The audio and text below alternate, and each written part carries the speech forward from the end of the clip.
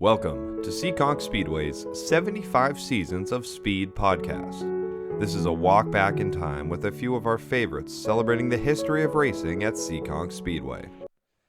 Hello everybody, welcome to another episode celebrating 75 years at Seekonk Speedway. We're talking to different legends, personalities, drivers, anyone who really made an impact here with the Seekonk Speedway over the course of its 75-year history. And today, very special guest on the line joining myself, Doug Sheehan, and Kevin Boucher, a six-time champion, Vinny Annarummo. Vinny, how you doing? Good. How are you doing? Doing wonderful. Vinny, let's jump into the Wayback Machine. And we're trying to get a feel from all the folks that we're interviewing is your first time at Seekonk Speedway. As we celebrate our 75th anniversary, what do you remember about your first time or your first couple of times going there? What's your earliest memory? When I was in high school, I used to go up there and watch the races. And my wife's brother raced, and that got me into racing.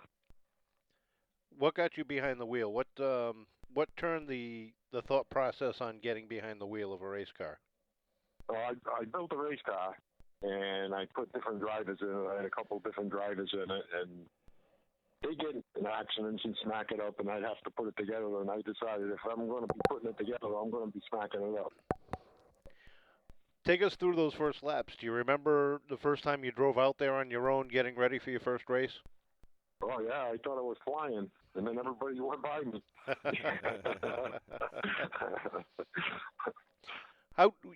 If I'm not mistaken, you started out in the modifieds, is that correct? No, I started in the Cadet Division. Okay, and how was the competition back then? Back then, you were really happy to qualify for the feature. There were so many cars that would show up. If you qualified for the feature, that was like a win. Do you remember your first win? Yeah, a little bit. Yeah, I was in the Cadet Division, I think 1971, 1972. 1971, I believe it was. And that was my first year of real driving.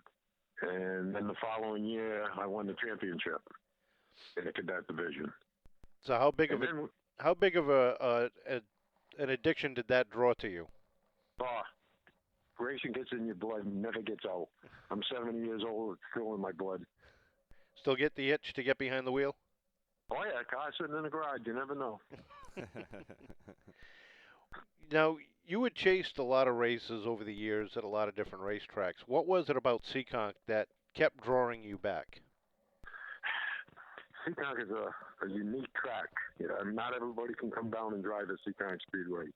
You had a lot of drivers that came in there, good drivers that come in there, could never do anything. And once you got the feel of Seekonk Speedway, you just did good. Now, I remember a story and this happens to be the day you got your infamous nickname, if I'm not mistaken, but a race you ran second to.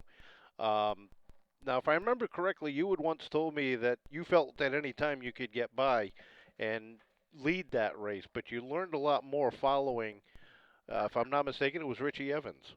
Yes, it was. Yeah, I learned a lot that day, and I learned a lot in how you can defensive drive, too, because I definitely had a better car than him, but he knew how to use lap cars so you couldn't go by him.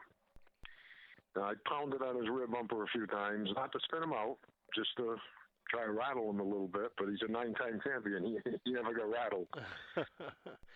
Was it frustrating to finish second that day, or was it more of a learning experience? It was definitely an honor to finish second to him. But do you want to win? Oh, yes, you definitely want to win. Think back over your career, and a lot of your time was spent at Seekonk, running the modifieds, running the cadets, and most recently the pro stocks over the end of your regular career. When you think back on some of the competitors you ran against, and you ran against the best in the Northeast in both classes, what were some of the highlights on that? Well, I took a year off Seekonk, and we went to Stafford. And we ran Stafford every Friday night, and we ran against Ronnie Boucher, Richie Evans, Jerry Cook, Bugsy Stevens, I mean, to finish in the top 10, it was a hell of a night for a small guy like me, because we didn't have the money to have the big motors that them guys had. But I got Rookie of the Year up at Stafford. My first race at Stafford Springs, I went up there for the Spring Sizzler. I qualified last position. And I can remember being in the infield, and Leo Clary says, "Where you starting?" I said, "I'm starting last." He says, "Don't talk like that. There's 30 cars that went home." And yeah, you look at it that way, And I started last, and on about the 60th lap, something like that, I was running fifth. And the resistor burnt out. We were turning faster time than Main and Trier was, and he won the race. That's one race that, you wish you could have back. Yep. Now, who was probably the toughest driver you ever raced against? Leo Clary. You didn't even hesitate on that. Didn't even have to hesitate, no. What was it about him that made it tough? Leo Clary could spin you out, put you in the infield, and you think he didn't do it. He was definitely never gave nobody an inch. Who was probably your favorite driver to race against, knowing that you didn't have to worry? Bugsy.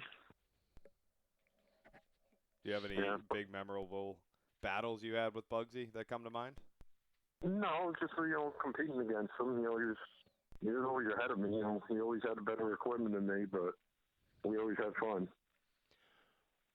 Talk about the fans at Seekonk. You always had a big following here throughout your career. What was it about the fans here?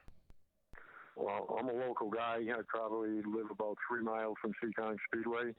And every Saturday night, everybody from the marina, the boat where I kept my boat, would all go where I worked, my customers. I had a big bunch of people that run every week. When you look back on your racing career at Seekonk, what is your favorite memory that comes to mind? Mrs. Vendetti coming to victory lane. She always was a big fan. Oh yeah. Now that was my stepmother. You raced the modifieds for a lot of years and struggled to get that first win. When the MRS finally came around and you started racing with them, you finally got that first modified win. Was that more of a relief, or was that more of what was it? When I ran the modifieds back in the 80s, I did not have the money. I shouldn't have been in it. I was, a 10th place car, and then we went to the Pro Sox, and I had Francis Palm as a sponsor, and I talked him into building a modified because I wanted that modified win, and we had a good car. We built a good car, not a junk car, and that first year, there was 4 races at Seekonk Speedway. In the modifieds, I won 3 of them and finished second in the other one. So that was really a pat on my back. I was really happy. I wanted to win that 4th one, though. Now, was it tougher racing in the modifieds against those drivers versus the Pro Stocks, or was it tougher in the Pro Stocks because of the field that we used to have? The Pro Stocks was always a tougher field. The modified racing series was all, when I first started, was all older people. They didn't slam and bang you. It was good racing. The Pro Stocks, it seems like once you learn how to drive Seekonk Speedway and you want to drive the outside of the racetrack, everybody wants to go inside. So if you want to go inside, I'll go outside. So it was a lot of fun. Me and Eddie St. Angelo teamed up one year, and I had 2 cars. And Eddie drove my spare car, and we went up there and we kicked butts with both cars. Oh, I remember that. And we had Kenny Schrader come down. He drove my spare car. He won. I was just going to ask you, how big of a thrill was that to have Kenny Schrader drive your car? Oh, there's a man that never forgets you. I mean, last year he come to Seekonk Speedway. He come over to see me. He told me, he says, I didn't want to come here. I said, you didn't want to come here? He says, no, this is one of the tracks that I ran once and I won once, so I didn't want to come back. No, he never, and that's something that Boston Louie, when that deal got put together. Boston Louis was part of it. And he says, the man will never forget you. He drives your car, he'll never forget you. And he don't. Now, in your later in your career, you got to race against Todd, the Pro Stocks. How much of a highlight was that for you? Oh, that was excellent running against your son. It definitely was. You know, we both built the same cars in the same garage, basically the same everything. So when we went out on the racetrack, there was two duplicate cars. Was it tougher racing against him versus when you raced against Eddie? Was it easier, or was it just different? Yeah, it was different. You know, you didn't rough him up. Todd, you didn't go out there and rough him up. You went out there and raced him. Other people, there's ways of passing at Seekonk Speedway. You get on the outside of somebody and you crowd him down so he can't get on the gas pedal early, and you get to run off the corner. Or you don't do that with your son. You give him a little more room. Looking back over your career, this year you were inducted into the New England Auto Racers Hall of Fame.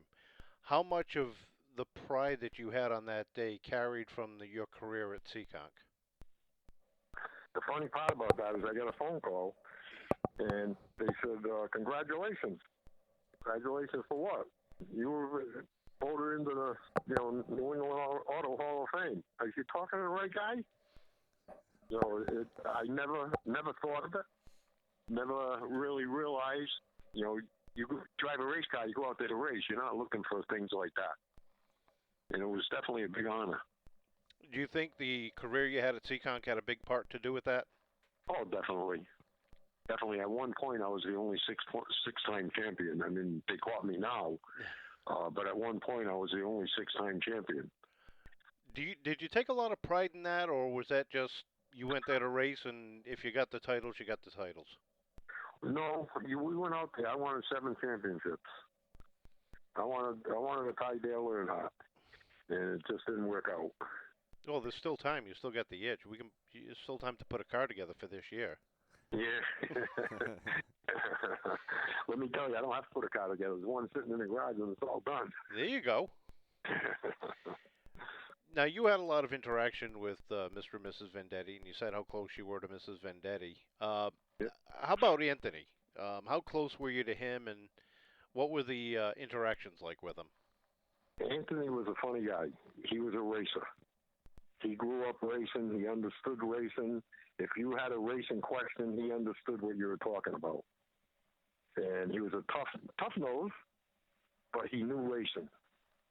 And that was a big thing for him and why he did as good as he done, because he understood racing. Tell us about some of the off-track stories, something that we're looking for tidbits that somebody like me or Doug may not know about, whether it was a rivalry, whether it was something fun, but behind the scenes where you had that sticks in your memory. Well, me, Ricky Martin, Freddie Estelle, for some reason those three couldn't race together. We get on the racetrack, and if we were side by side or something like that, one of us would hit the other, and for some reason the three of us could not race on a racetrack together. I don't know why, how come. We're good friends, but on the racetrack we could not race together. I remember a couple of those battles with you and Freddie, and sometimes they didn't end so pretty. Yeah. You know, we talk, we're friends and everything, but on the racetrack it just was a different thing. I don't know why, how come, what for, but that's the way it was. Now, when you started racing, the track had a different configuration. Changed it back in the late 70s. How different was it to drive the track from one configuration to the other? I think it was easier. I think it was easier. Before, the straightaways were narrower, the corners were narrower, not as much banking. And like I said before, if you learn the outside of the racetrack, which I don't see the guys doing no more, and I don't understand why they can't make the cars work on the outside. Everybody wants the inside, so if everybody wants the inside, learn to take your car up to the outside. But they ain't doing that no more. I don't know why, how come. With the open competition races with the pro stocks, when you were coming around, they had the midweek shows, the Triple Yep. Crown series, and everything. Was it how much different was it on those shows versus the regular 100 lappers that they would have here without the open competition style? Well, the open competition styles, you had a lot of cars would come in for it, but you only had a couple drivers that knew how to drive the track. The 50, what's his name? Bobby Gahan? Bobby Gahan. He could come to Seekonk Speedway and he could drive the track the way it's supposed to be driven. The 135. Pete Vandaca. Pete Vandaca. He come to Seekonk, he couldn't get around the racetrack. You know, it's just you had to know the racetrack and shit. There was one year there was 4 open shows at Seekonk Speedway. I won 2 of them. Eddie St. Angelo won the other 2 in my car. You know, the outside competition in my mind wasn't that hard because you only had 2 drivers that could come down and drive the racetrack. Did you often see guys who came in maybe in an open competition or somebody new to Seekonk? Was it more often that they would just give up after trying a couple times and couldn't get the hang of it, or are there any drivers who really just tried to stick with it and you eventually saw that success when they learned how to run the track? Pete Vandaca come down and drove for Ronnie Pond for almost a whole year. And about 3/4 of the way through the year, shook Ronnie's hand and says, "Get somebody else. I'm all done." Now, you always, when it came to the handling and setting up the tires, you always seemed to be a little bit ahead of the curve for some of the other drivers.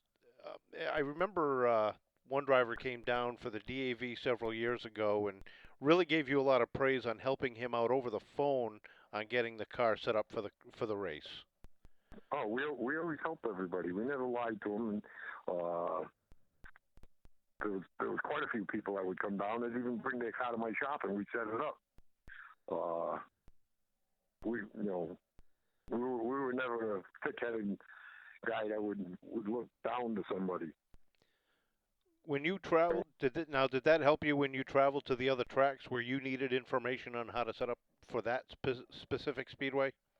Oh yeah, that helped. And also when I first started racing, I got tied up with Tiny Levesque. Probably one of the best chassis men you ever find in New England. And I learned so much from that man. It was just unbelievable. I mean, he would have the attitude that you worked on your race car in the garage. You set the car up, you went to the racetrack, and you didn't work on it because you did your work home. And that man will never let you, if it was time to pack wheel bearings this week, you packed the wheel bearing. You know, if it was time to check the clutch, you checked the clutch. I mean, the man was on this game all the time, and he taught you what you had to do to be a racer. And how much of that is the difference between winning and finishing top 10? Well, that's the people that work on their race cars 2 nights a week. You can go up to Seekonk Speedway and watch them. They're finishing 9th and 10th. The guys that's working on their race cars 6 nights a week are finishing 1st and 2nd. Now, with all that time you spent on the race car over the years, you working those 4 or 5 nights a week, racing up at Lee on a Friday night or Seekonk on a Saturday, you had a real good team around you. Let's talk about them a little bit. Yeah, my team was with me for a long, long time. I had guys that really were dedicated. They'd be here every night working on the cars, and they stayed with me. And that's a big thing. You get new people, they don't know how to do this or how to do that. But when you get guys that's with you for a long, long time, they go in the garage. They know what they have to do. You don't have to tell them. And I'll tell you, I had a real good crew. You couldn't ask for anything better. Well, on top of that, you had a lot of family support at home. Your son Todd racing in your later years, but your wife and daughter were at the track every week with you as well. Oh yes, yeah. My wife is the one that got me into racing. Now, you said your brother-in-law raced. Who is your brother-in-law? Earl Tripp and Walter Tripp. They both raced, and that's when my wife used to go up there and watch them. And then me and Earl Tripp built the car, and we had a couple different drivers, and I'm working on the car all the time, and I says, screw this. If they're going to smack it up, I can smack it up. So I ended up starting to drive myself. But it was fun. I wouldn't give it up for anything. We had a lot of good moments. Any regrets? No. None at all. None at all. So when you think back, 75 years of Seekonk Speedway, what do you think of the evolution of the track, how it's come up until 2020? You don't want me to answer that, do you?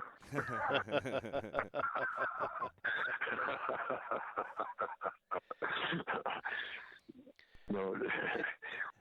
Racing is funny, and racetracks are funny, and you got to have the right personnel in the right places to make everything go smooth. And I've always been one that a race driver is your employee. You got to take care of your employee. And it seems like the tracks are just getting away from that now. If you're a quarter of an inch, if you're an eighth of an inch low in chassis height, they DQ you in the qualifying heat. When Smiley Waterman was the tech man there, if you were an eighth of an inch low on your chassis in the heat, he'd tell you, fix it for the feature. If you're low in the feature, I'm going to DQ you. He didn't DQ you in the qualifying heat. They're just trying to push the rules a little bit too much. We're not Winston Cup. We don't have lasers. We don't have this. We don't have that. It's how could I put it? My wife's screwing me my mind up here. It's always the wife. You can't. We're not professionals. Seekonk Speedway, there's no professionals there. And you can't hold the standards as tight as they do. That's my opinion in racing. I think they got away from a tech man that is fair. They're not probably going to like that when they hear that, but that's my opinion. Well, Vinny, we want to thank you for joining us here today. It was awesome to hear some stories from your past and your memories at Seekonk Speedway. And we hope to talk to you again in the future. Okay, thank you for calling me. Thank you. Thank you, Vinny. Okay. I want to thank everyone for listening to another episode celebrating 75 years at Seekonk Speedway, taking a trip down memory lane with us, and we hope you join us with our next episode. Thank you.